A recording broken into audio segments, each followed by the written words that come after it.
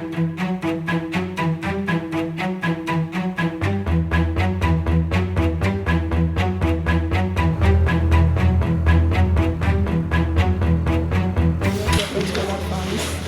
proud member of the Lagos Chamber of Commerce, the Agro-Allied sector. I'm a global agri-tourism ambassador. I promote tourism through agriculture. We are reshaping, we are adorning agriculture, wearing a new apple of agriculture through tourism. So we're promoting sustainable agriculture through tourism. Okay, so as MD CEO of Extra Large Farms, group MD of Extra Large Farms, what is your overarching vision for the future of large-scale agriculture, and how does it align with global challenges like the need to double food production by 2050? Yeah, so it has to start with youth engagement, and we have to employ the tools of technology.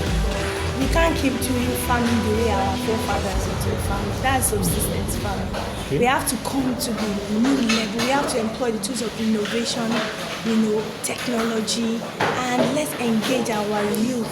We always say these are the leaders of tomorrow. If the leaders of tomorrow are not doing the business of tomorrow, there's going to be a problem. So we have to find a way to strike a balance between the youth, who are the leaders of tomorrow, and agric, which is the only is going to be the only sustaining wealth that Nigeria and Africa has as a whole. So my message is simple: empower the youth, get them massively involved in agriculture. Let's do a lot of capacity building, training. Where promoting our technical life through tourism, bring people to the farm in as many ways as you can. You can't be preaching agriculture from air-conditioned rooms in hotels. Talk about agriculture where agriculture is happening.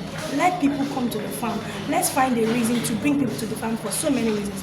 Now at our own farm, people now come to the farm for their weddings, for their birthdays, for corporate conferences and all that. And by the time they come, they came for something else, but by the time they come, they start to see, they fall in love naturally with agriculture. So it's a subtle way of teaching about coming into agri without making too much noise about it. Okay, so the last question now. Supply. You said two. Last one. Now, the supply chain. You know why I have to ask this? Because I have not seen people that can answer the questions like you.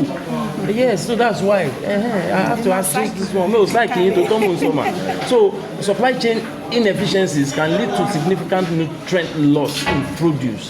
How is Extra Large Farms optimizing its supply chain to maintain food quality and reduce waste? Okay, so we have a different business model every time in Extra Large. We have several hundreds of thousands community members. So what we did, because we also started farming about 18 years ago, and it was a total loss. I was telling somebody, we came to Nigeria to start farming, we lost everything we came. All in the name of post-harvest losses and not finding the right market for your produce as a farmer.